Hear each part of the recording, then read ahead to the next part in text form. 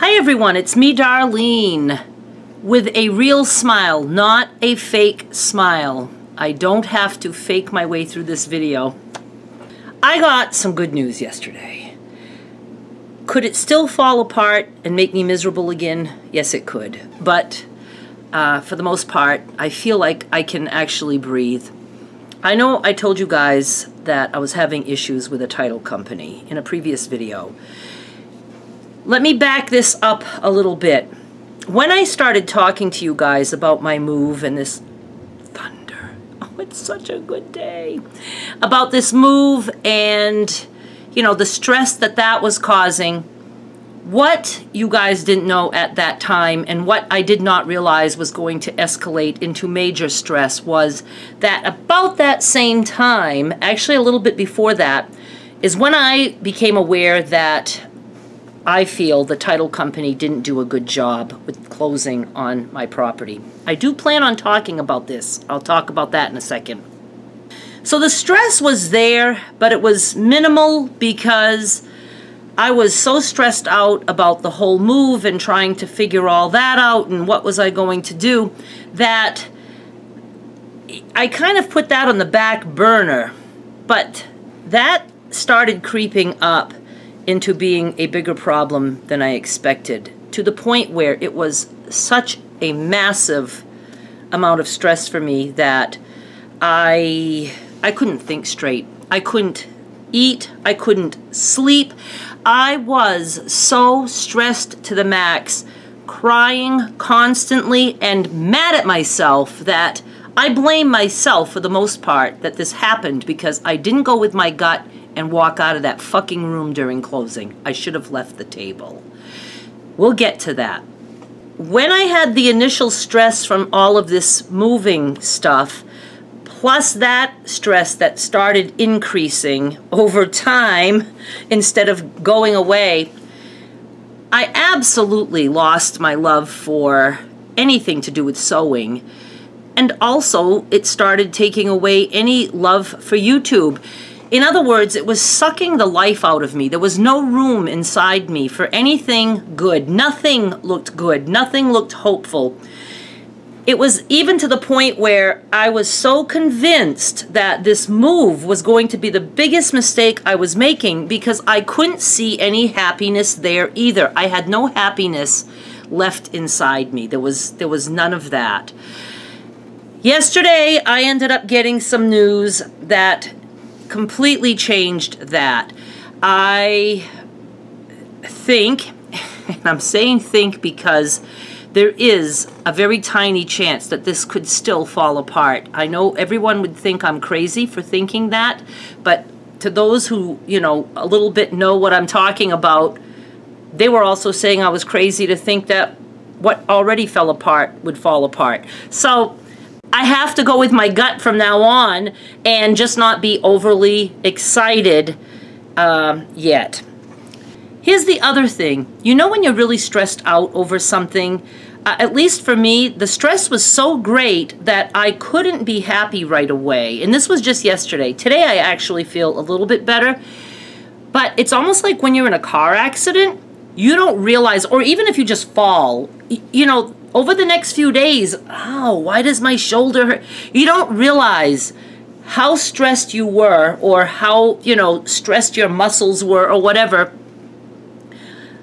until after a little while, and then you have to recover from all the feelings after the initial incident. Or think of this, like you're shopping with your child and all of a sudden you don't see your child. You know that feeling? It's like, oh my God. And then after you're going through that stress, you find your child. You are instantly happy, but you're also like pissed off. Like, why? Why did I let my child, you know, leave my sight? How could this have happened? And why did you leave? You know, it's almost like we go through a mini period of just rage because we were suffering so much there, and then all of a sudden we're not suffering, and it's like, why did that suffering ever have to happen? That's how I was feeling with this whole incident. So I haven't recovered from this yet, and I still have that little hanging feeling that this could still go wrong. But last night, for the first time, because this happened yesterday, I found myself looking at quilting type things on YouTube without even realizing. You know, some things still pop up for me because mainly right now, everything that's popping up are ASMR videos that specifically are focused on relaxation because I have been so miserable. I cannot explain to anyone how miserable I was. But a few quilt type things still pop up because I looked at those things for several years. And I looked at one without even realizing, and it made me a little tiny bit happy. I felt like I was home with something that I loved and that I could possibly love that again. I also woke up today encouraged and feeling good about decluttering. I have been doing that all through this, but with a very heavy heart. And it's hard enough to do something that is stressful for me, but to do it when I don't even see anything good at the end of the tunnel. You know, today I gladly went down cellar. I got bags ready. I went to the dump, and it was like, it felt good that I was doing that.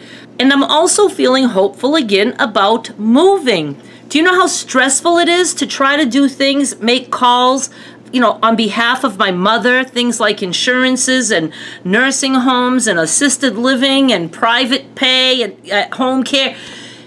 That stuff was like, you know, it's enough. And in the back of my head, I still had all this other shit that I had to deal with. So it was, I'll never forget this year, never. Everybody is going to remember 2020 for the pandemic. I'm going to remember 2021 for the nightmare of how I went about changing my life. I hope that by the end of the year, we'll have changed it. I want my life changed forever, and in a good way, I hope. Yes, will there be more stress? Yes, but, you know, it won't be the kind of stress ever again, I hope, with a title company. Now, my house is for sale, so a lot of shit shows can still happen, but I am, you know, way more educated on how that should work, and I will continue to listen to my gut. I just wanted to jump in and tell you guys this. 1, I needed content. 2, I felt up to recording something. And 3, I'm killing time because my sale's going to start in about an hour and a half. So I thought I'm going to record, and hopefully you guys will understand, even though without knowing details, you know, just how stressful things have been. Am I going to promise quilt blocks? No, I'm still not going to promise that, but I really feel like I want to sew. I can't do that here right now because I'm so busy with other things. I think you guys understand that. I have still a ton of decluttering to do, and also big things that have to be moved out. You know, I just have to get ready. I have a garage that I haven't even touched. You know, I have to get ready for this, so I don't think it's likely that I'm going to feel like sewing, but who knows? Maybe now that that huge stressful event is over, for the most part, for now, hopefully for good, maybe I can take some time and do that. You know, let me recover from this stressful thing, and it has been good at making all my other stress seem not as bad, because there for a while that stress was driving me nuts. I do want to talk about it, and I think probably 99% of you guys will say, you didn't have to be stressed over that. Big fucking deal. The thing is, I was concerned about this happening, and it happened after being completely dismissed by the title company. I honestly feel they did the wrong thing. I do want to talk about it. It's not going to be a throw them under the bus kind of video. I just want to be able to tell my story because it might help somebody else. And I just want to have my say. I will tell you, had the title company handled all this mess in a good way, I probably wouldn't even be considering talking about it. But I feel that the way they handled it was just as bad, if not worse, than the way they handled the closing. So it just was a really lousy experience, and I do want to talk about it. I don't know though, you know, I can't do it right now because I still have a couple of loose ends that I want to tie up before I do that, and by then, you know, will I still feel like talking about it? Maybe it's better if I do talk about it only in a few days or whenever I'm ready, but I would like to talk about it, and you know, I do want to hold them accountable. I can't hold them accountable. What is it I'm trying to say? I want to let them know, even though they don't give a rat's ass as to how I felt through all this, I want them to know that their lousy way of handling all this, you know, messed up my life. So maybe they're messing up other people's lives too. Other people who would never, you know, tell them while crying on the phone how miserable they were.